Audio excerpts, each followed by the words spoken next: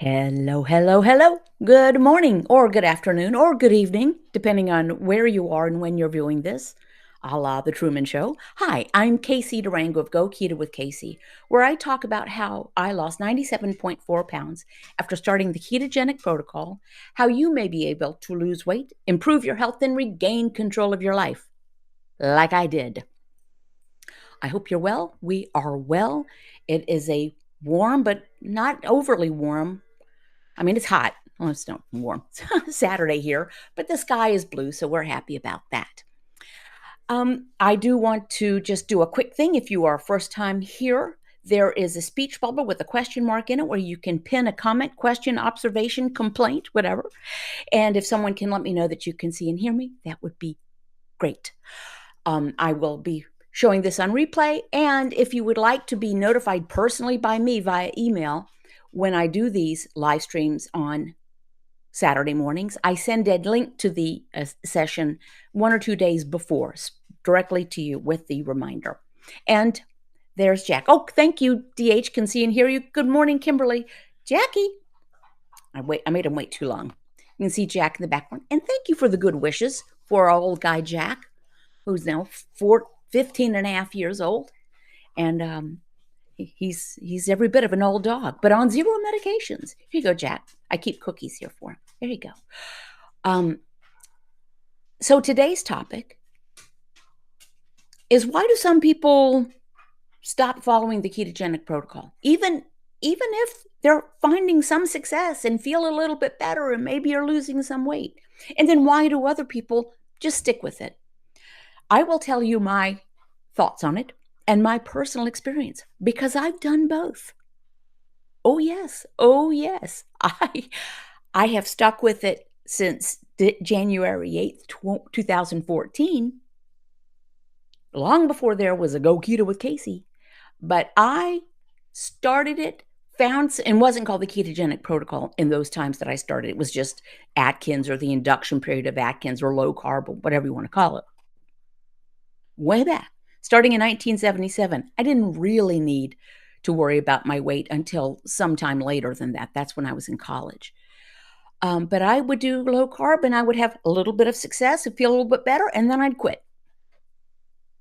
And I did this several times. And one time I was actually fairly successful back in 2004. I was pretty heavy. And I just did the induction period of Atkins, just like I'd done in college. And I lost maybe 30 pounds. I was feeling pretty good. My coworkers were noticing. And then I quit. And why did I quit? The same reason many of us quit. We use the excuse that life came at me. Life happened. Something happened. And I did what has never served me well. I turned to food. It was the second of what was going to end up being 3 diagnoses of cancer that I experienced starting over a 20-year period. Yeah, 20-year period. 3 separate diagnoses, and this was the second one. And I lost some weight, and I get off the phone with the doctor. I made him tell me the diagnosis, the results of the biopsy on the phone. And I went and I looked at a pyramid of bagels that were in our office conference room with low-fat cream cheese, of course. And I was really irritated. And even a coworker who was waiting, we were waiting on a conference call, looked at me and said, "Casey, why are you looking at the bagels that way?" I said, "I think I'm going to have a bagel." I didn't tell her why. I didn't tell her about I was just irritated. She said, "No, no, no, no, don't. You've been doing so well," because other people had seen I'd lost weight and they were so impressed that, when pizza would be ordered into the office, I would scrape off the toppings and not eat the crust. "Oh my gosh, and you're not having the brownies?" "No, I'm not." "Don't do it, Casey. Don't. You've been doing so well." I said, "I think I'm going to have a bagel." "No, don't. I'm having a bagel." And in I went. And that was the end of that. I immediately put back all the weight I'd lost very quickly. And guess what? I still had cancer. Believe it or not, bagels, tortilla chips, and tequila are not a treatment for cancer. So anyway, that is why some people stick with and some people fall away. By the way, I have a poll posted. um, about, have you come and gone from so it's a uniquely human trait. Other species, I don't believe, make decisions in opposition to their own best interest. But we humans do. We do. So it is a human quality to say, oh, wow, I feel so much better. And all I had to do was not eat the pretzels and the bread and the ice cream and the carbs, right? That's all I had to do. And I feel so much better. Oh, this is great. And then, maybe within 12 hours after that acknowledgement that I feel better and I've lost a little bit of weight and my joints don't hurt, then it's time for apple pie a la mode. Why? Oh, I don't know. It's 4th of July party or because it's Tuesday. We do it. I've done it. Why did I stick with it this time? I don't know for sure, but I believe it was because it was no longer a cosmetic issue for me. I had given up on looking any different. Other than I knew I was going to start looking really old and really, but I felt bad physically. Things hurt. I felt bad mentally. I was pretty pessimistic, and that is not how I'm wired. I am generally an optimistic, like annoyingly optimistic. People around me, one of my brothers particularly, would say, Casey, cheer down, cheer down. But I'd given up because I'd done and tried and didn't and failed and and tried you can see it in my blog photos of the year of the triathlons. That I didn't want to take insulin for type 2 diabetes. That's it. It was for health. And I didn't want to feel that way anymore. And I didn't want to live for another 30 years feeling progressively worse. So I think that's why I stuck with it. And because also it was like an almost immediate positive feedback. Next time I ate, I laid off the carbs. For those of you who don't know, the ketogenic protocol, as I learned it and as I have practiced it now for 11 and a half years, frankly, it's the induction of Atkins, if you want to call it that. Keep your carbohydrate intake to 20 grams or fewer. Total grams, total carbs, not net carbs. Net carbs just means more carbs. Don't eat if you're not hungry. Now that sounds simplistic, but it's key. Another thing is stop eating when you've had enough. Also key. And I've added be patient and persevere. It takes persistent, consistent effort. Doing it 90% of the time, don't blame keto for what the cheat day did. Don't blame keto for what the net carbs did. You got to do it. It's like anything else in life. It's like from the 12-step programs. The program works if you work it. And no, it's not fun that other people can eat the chips and the pie a la mode and the pretzels and the ding dongs. And they appear to be healthy and happy and fit. Spoiler alert, not everyone who is trim is healthy. And not everyone who's obese is sick. But most of us are in the middle there somewhere. So why do some people not stick with it? It can be something like life came at me. Food doesn't fix anything except hunger. But we are used to this, and food manufacturers and restaurants and advertising push us towards, go ahead, you've had a rough day. Haagen-Dazs will fix it. It won't really. If you had a terrible day at work and your boss is a jerk, or you screwed up royally, or somebody else screwed up and you had to clean up the mess, Haagen-Dazs still won't fix it. If you have, if you have a problematic relationship with your bank account, junk food won't help it. You got to kind of use persistent, consistent effort, not spend money you don't have. Everything from it's just a bad day or I hate Mondays to thankless children to pending divorces, to losing a pet, to losing a loved one. You know, all the pizza crust in the world, which I really liked pizza, was not going to bring anyone in my family that has died, not bring any of them back of my family of origin. I was born into a large family. Where did everybody go? But me being healthy is the best tribute I can give to my late siblings and parents. But we find it easy to make an excuse why we stop doing something that we know is better for us. We call it an explanation, but it's an excuse.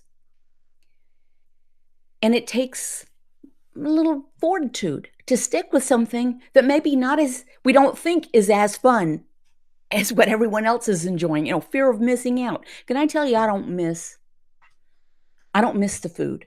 I mean, if I've said it before, if there was a fairy carb mother could bonk me on the head, bing, with a wand and say, oh, you can eat all that stuff. You will feel just as good as you do now. You will put on no weight, so you'll feel better about the way you look, and you're healthy.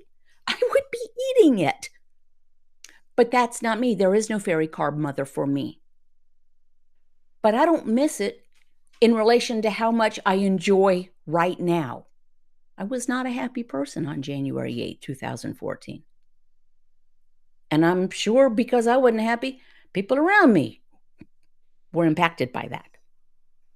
And why did I stick with it?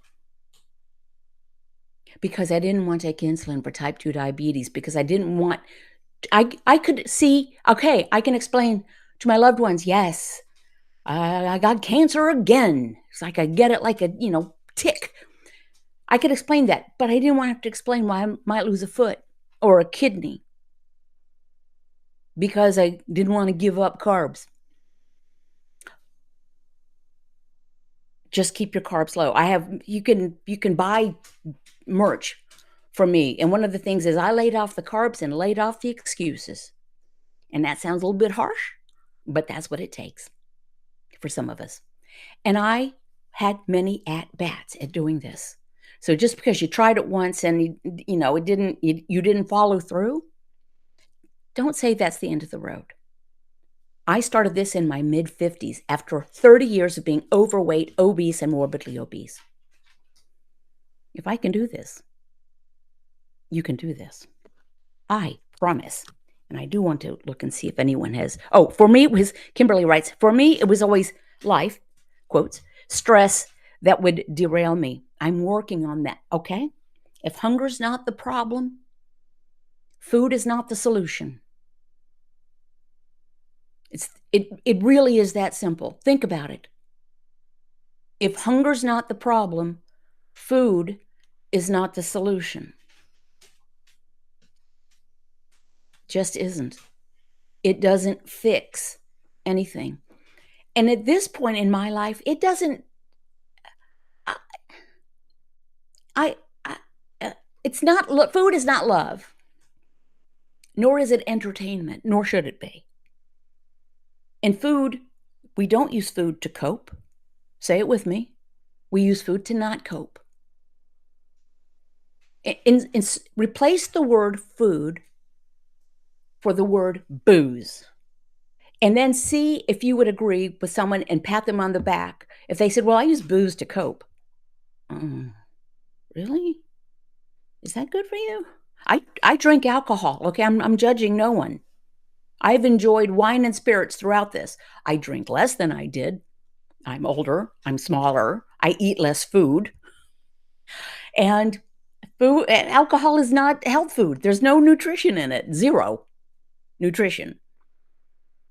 So, but I say that out there to say we wouldn't think that was the best choice for someone to make. Well, I drink booze to cope. When you sober up, the problem's still going to be there. Just like when you come out of, when you're in a food hangover, problems will still be there. Okay, DH writes, I have recently been rewatching Casey's What I Eat in a Day videos to give me ideas for meal planning. I've gotten lazy. Well, thank you for saying that. And thank you for viewing the videos, by the way. I really appreciate it. Jack is back. Jack. He's going to go to his bed. There he goes. Can you hear how heavy his feet are? Poor old thing. I love those videos. Thank you, Kimberly. Now, I quit publishing those so much because I would actually get feedback and say, that's not enough food. You're not eating enough food. I really am. I don't eat many calories now. I don't require them, and I'm weight stable,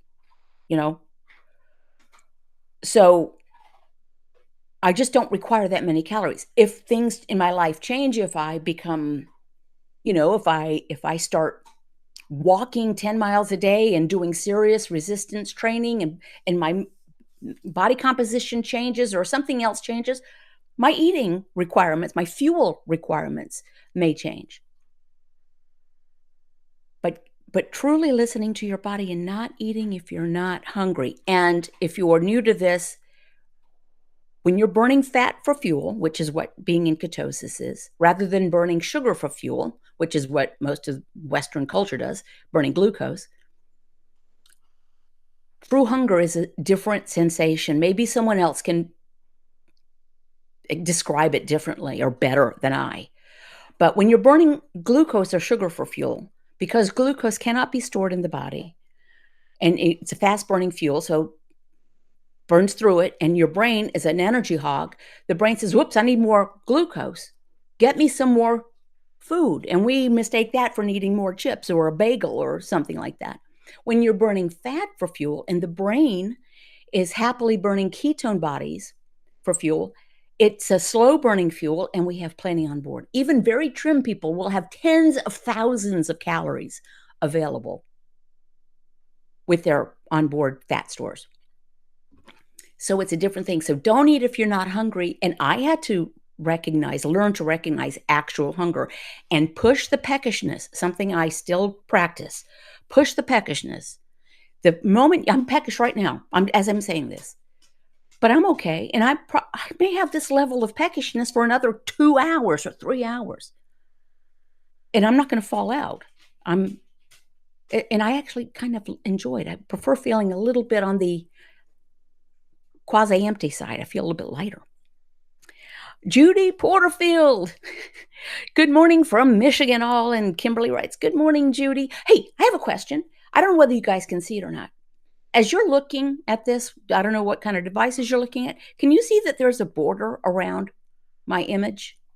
What do you think about that? That is a photograph that I put as a background from maybe it's from our finquita. I can't tell.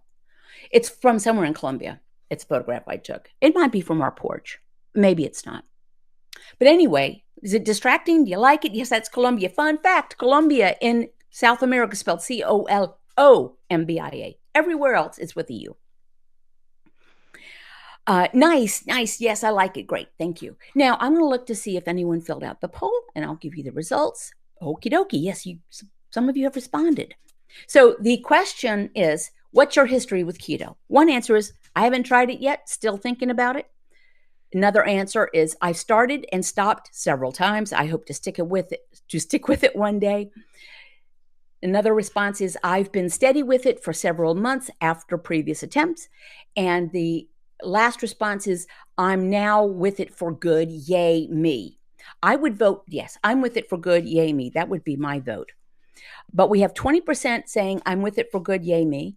20% I've been steady with it for several months after several previous attempts. And 60% I've started and stopped several times. I hope to stick with it one day. And now things have jumped up to 40% on the hope to stick with it one day, and 40% for I've been with it for several months after several previous attempts, and still 20% at I'm with it for good, yay me. So thank you for those responses. That's just interesting because, and I think it helps to know, okay, I have a persona. Go Keto with Casey. It's not my persona. It's me. I'm me. And I do this, and I have a YouTube channel. And I started all this after I'd lost a bunch of weight.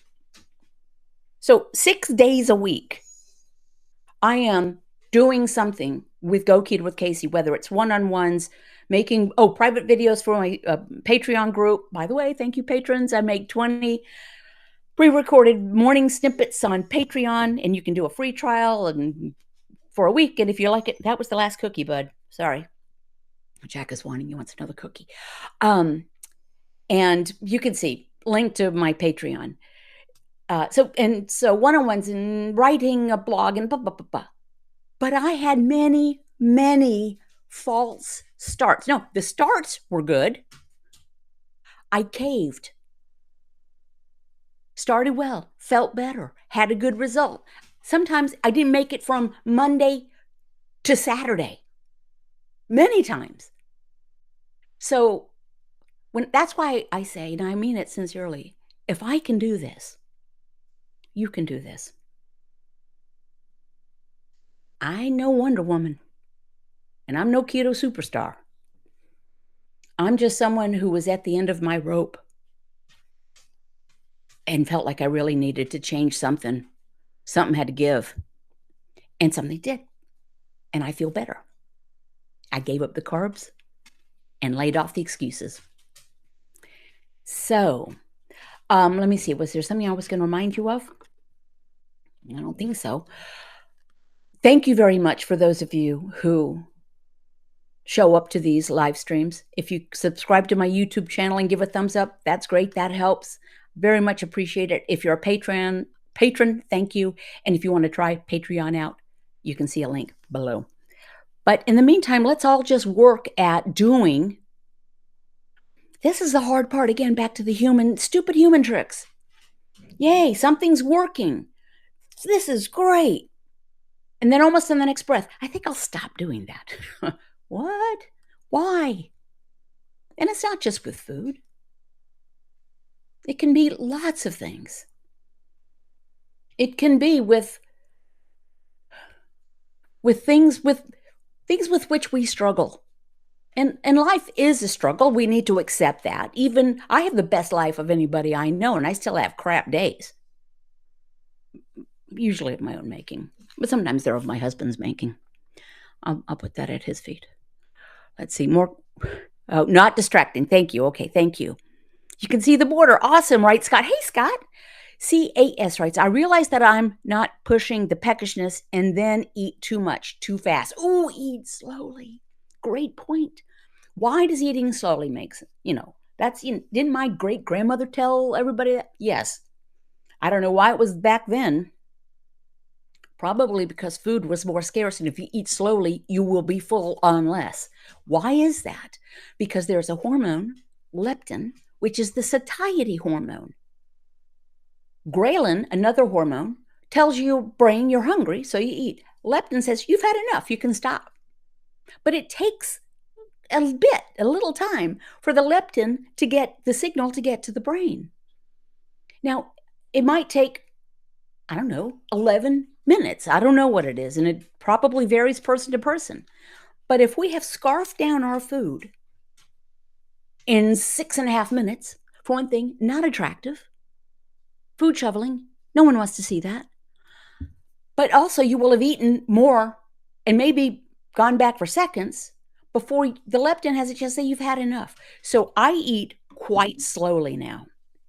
And I mean, seriously, put your knife and fork or spoon down in between. Take time, chew. I don't do the chewing your food 20 times. That's just gross to me. But eat slowly. And yes, I have my giant spreadsheet. And I will write as a little mini diary for myself on my spreadsheet next to the date and the weight and the differential between last year and 8 years ago and everything else. I'll write, I could have pushed the peckishness, or I pushed the peckishness, or totally ate when I was not hungry, ate more than I needed. It's a practice. It's a daily practice, like yoga. Judy Porterfield writes, ooh, I joined the gym by me yesterday. So excited. Congratulations. Now, Judy, it's 0.8 miles away. I finally realized it. So do you have a plan for a routine? Are you going to take it as it comes? Or would you be like me and give myself a pat on the back if I showed up to the gym? Even if I walked around and got back in my car and came back home. Oh, Jack, he has nerve and muscle deficit in his hindquarters. And so sometimes his back legs will just go out from under him. That's what just happened. I don't know if you could hear that scrape. Me too. I'm eating way slower and stop when I'm satiated, even if I have one bite left, then I'm finished. The last one, LOL, writes Judy. Yeah, I'll give myself a pat on the back because I went to the gym. Next step, do something at the gym. Although yesterday, writes Judy, I did the elliptical a couple of times and did some machines, learned some machines. It was really cool. I was probably there an hour, maybe. Excellent. Funny story. Way back in the early 2000s, probably 2000 and early 2001, I joined the YMCA again and decided because I was at my heaviest and I was going to go. Well, that was so long ago that they had just gotten in an elliptical machine. There was one. But now they have them by the dozens in places, but there was one. So I waited my turn. I got on mine and I was really heavy. And I did it, and I was not on it for long. And someone actually, I kind of stopped and a very kind person came up, a person, and said, honey, are you okay? Are you feeling okay? Because you don't look well. And I'm sure I was beet red and sweat dripping off of me. And I might have been gasping for air. She probably thought I was having a cardiac event, not a cardio event. So good for that. So, we do what we can. I'm concentrating more and I'm working my way back to a full regimen of resistance training, incorporating isometrics and the total gym. You gave it all you had, Casey. Yeah, it was probably 4.5 minutes on the elliptical. And I'm sure I looked a sight. We do what we can do.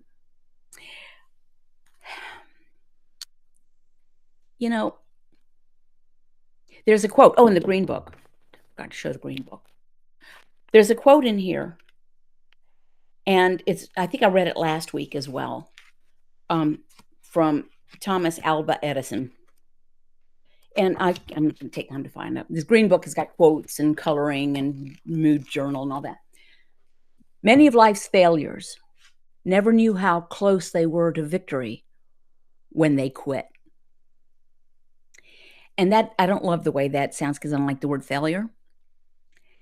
And I'm paraphrasing, but I would say, yeah, we get this close to being, I was doing great before that stupid cancer diagnosis and the pyramid of bagels. I wasn't at a goal weight by any means, but I was definitely heading in the right direction and I was not finding it difficult. And then I tanked things myself. Ugh. Oh, I've been rebounding at home, so it strengthens my legs a little bit before I went to that. Helped a bit. Amen. I've been investigating rebounders. Does anyone have a brand they particularly like? Because we talked about this a couple of weeks ago. Oh, and Kimberly writes, great quote. And Judy writes, love it, Casey. So yeah, if you have a brand of rebounder or one to avoid, I'm not sure I'll get one, but it's easy enough. When we have the blue room that's for exercise, or I could just put it up in front of the world's largest television here and bounce. Be nice to bounce on purpose and not bounce just because I'm walking. I used to bounce when I was walking because I was perfectly round. I was beach ball shaped. You can see my pictures at my blog. Okay, I'm gonna look at the poll. Let's see where we are. Okay, so far, no one has responded that they haven't tried it yet. They're still researching. 40%, I've started and stopped several times. I hope to stick with it. 40% on I've been steady with it for several months after previous attempts, and 20% I'm now with it for good. Yay, me. So, as I said, that's what I would vote. Oh, and I forgot to do this. I can put out, we're almost done here for the day, but okay, so watch what I can do. This is from Judith. Watch the screen. Will it still work? Oh, that was not the one I meant. Let me do this one. So you can see the comment. I hope it comes. Yes, on the screen. I've been researching them. Leafs and rebounds is good, and there are a couple more I'm checking. Leaps, rather. Leaps and rebounds, cute. The one on Amazon that I think a B can, LOL, is supposedly good too. B can, okay. I think I've seen that brand. That's a funny name. Thank you, Judy. I appreciate that. I'm trying to, there we go. All right. Kimberly writes, I bought a really nice rebounder, but I'm not able to do it. Oh dear, I have hip issues and I feel too unstable on it. Yes, it's good to listen to your body. Judy writes, there's another really good one. I can't think of the name, but it's really pricey. Well, maybe next week you can fill us in, Judy, or you can just, send me a message. Friends, if something is working for you, stick with it until, maybe you need to tweak it. And if being vegan, excuse me, I feel like I swallowed a fly. There was an old lady who swallowed a spider. And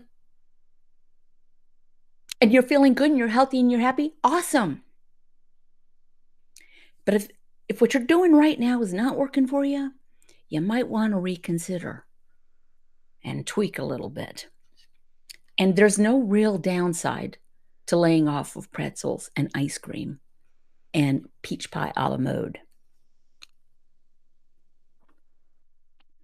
Okay, will do, writes Judy. And Kimberly writes, have a beautiful weekend, everyone. And Judy writes, and the rebounding is working for me for sure. You have a beautiful weekend, y'all. Well, thanks, guys. I appreciate you allowing me to be part of your day. Be safe, stay cool, or stay warm or dry. Stay safe and stay sweet. Just don't eat sweets. And I hope to see you next week.